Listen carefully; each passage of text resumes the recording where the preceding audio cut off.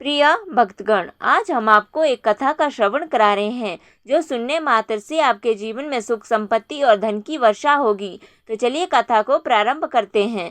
श्रावण माह में भगवान शंकर की पूजा करने का विधान है। पुराणों में लिखा गया है कि जो व्यक्ति सावन के महीने में पूरी श्रद्धा और भक्ति से भगवान शिव की सेवा करता है तो उसे शिवलोक की प्राप्ति होती है। एक नगर में एक ब्राह्मण रहता था जो अत्यंत दुर्बल, रस बेचने वाला और वैदिक धर्म से विमुख था। वह कोई धार्मिक कार्य नहीं करता था और सदैव धन कमाने में ही लगा रहता था।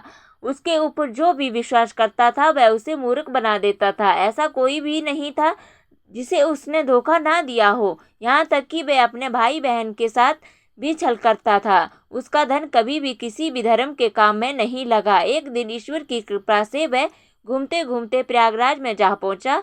वहां उसने एक शिवालय देखा जहां बहुत से साधु महात्मा इकट्ठे हुए थे और वह भी उस शिवालय में ठहर गया। लेकिन उस शिवालय में उसे बुखार आ गया। उसका शरीर ज्वर की पीड़ा में तड़पने लगा। वहीं एक ब्राह्मण शिव पुराण की कथा सुना रहे थे।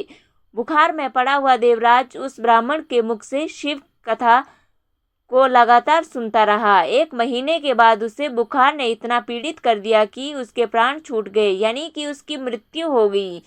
जब उसकी मृत्यु हुई तो यमराज के दूत आए और उसे अपने पास में बांधकर बलपूर्वक यमलोक ले जाने लगे।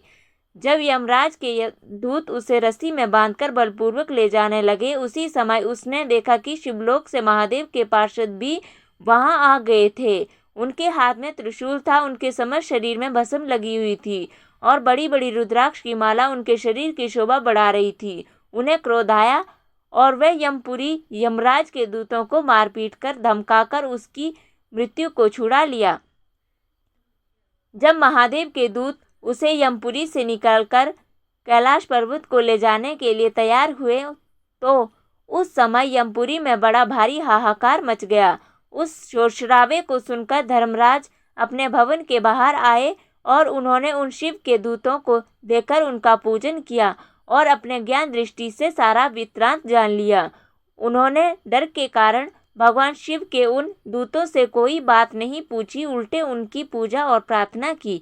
तत्पश्चात शिवदूत उस ब्राह्मण की आत्मा को कैलाश पर्वत लेकर चले गए और उन्होंने खुद ब्राह्मण को दयासागर सांब शिव के हाथों में दे दिया। इसीलिए यह कहा जाता है कि जो भी श्रावण माह में शिव कथा का श्रवण करता है उसे शिवलोक की प्राप्ति होती है।